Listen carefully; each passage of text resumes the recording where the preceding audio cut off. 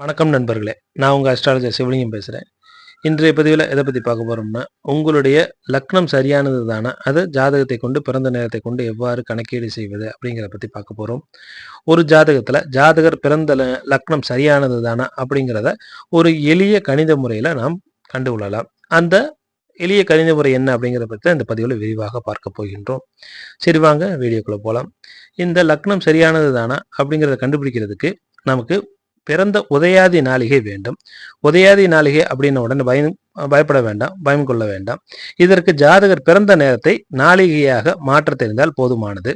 பிறந்த குழந்தையின் உதயாதி நாளிகையை கண்டறிய ஜாதகரது பிறந்த நேரமும் பிறந்த தேதியும் பிறந்த ஊரும் வேண்டும். பிறந்த தேதியும் பிறந்த ஊரை எதுக்கு வேணும்னு பார்த்தீங்கன்னா, அன்றைய தினத்தின் சூரிய உதயத்தை கணக்கில் கொள்வதற்காக வேண்டும்.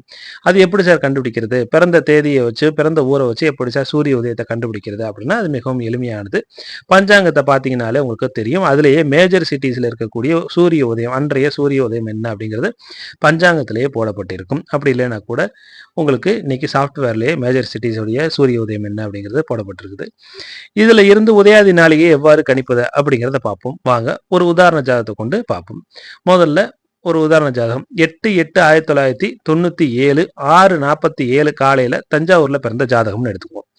இப்ப இதனுடைய சூரிய உதயம் தஞ்சாவூர்ல 8/8/1997 தஞ்சாவூர்ல சூரிய உதயம் இன்னைக்கு எப்ப நடக்குது, எந்த நேரத்தில் நடக்குது அப்படின்னு பாத்தீங்கன்னா 6:02 சூரிய உதயம் நடக்குது.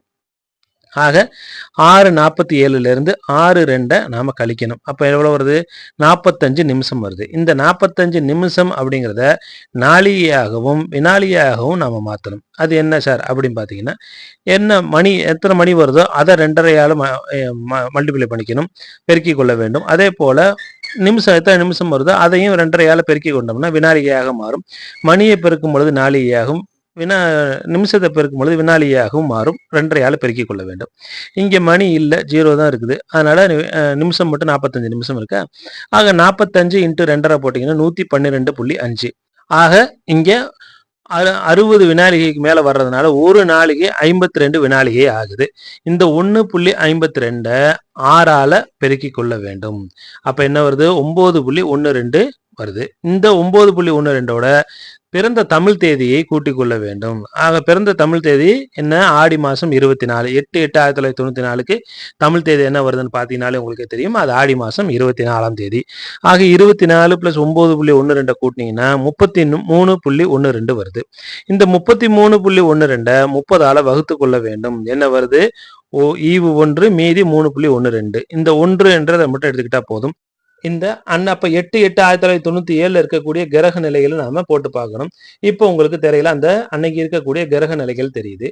ஆக நாம என்ன கண்டுபிடிச்சு வச்சிருக்கோம்? 1 அப்படிங்கிற எண்ணை கண்டுபிடிச்சு வச்சிருக்கோம். இது சூரியன் இருக்கக்கூடிய வீட்டுல இருந்து அடுத்த வீட்டுல இருந்து நாம என்ன வேண்டும்? ஆக சூரியன் இருக்கக்கூடிய வீட்டுல இருந்து அடுத்த வீடு 1வது வீடாக வச்சுக்கணும். இப்போ 1வது வீடாக வரும்பொழுது சிம்ம லக்னமாக வருகின்றது. ஆக ஜாதகர் சிம்ம லக்னத்தில் பிறந்திருக்கின்றார்.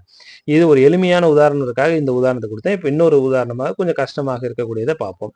14/8/2024 7:49 இரவு பிறந்த ஜாதகம், கோயம்புத்தூர்ல பிறந்த ஜாதகம். இந்த குழந்தை பிறந்திருக்கு 7:49 PM.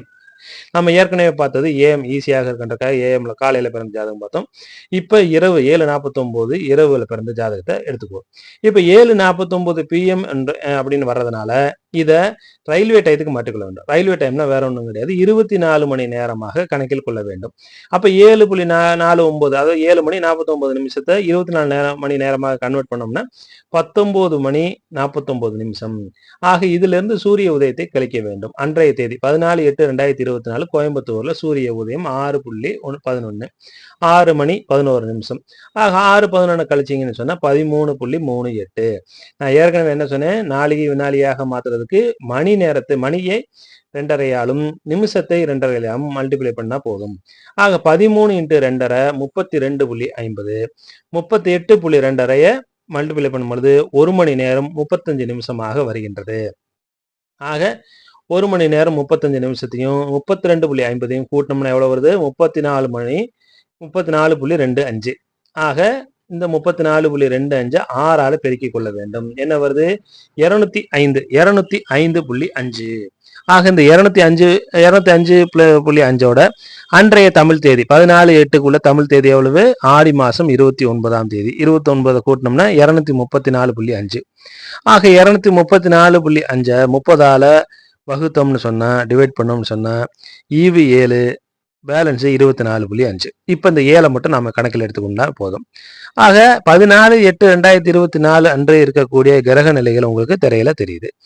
அன்றைக்கு இருக்கக்கூடிய கிரக நிலையில சூரியனுக்கு அடுத்த வீட்டுல இருந்து நாம என்ன வேண்டும்?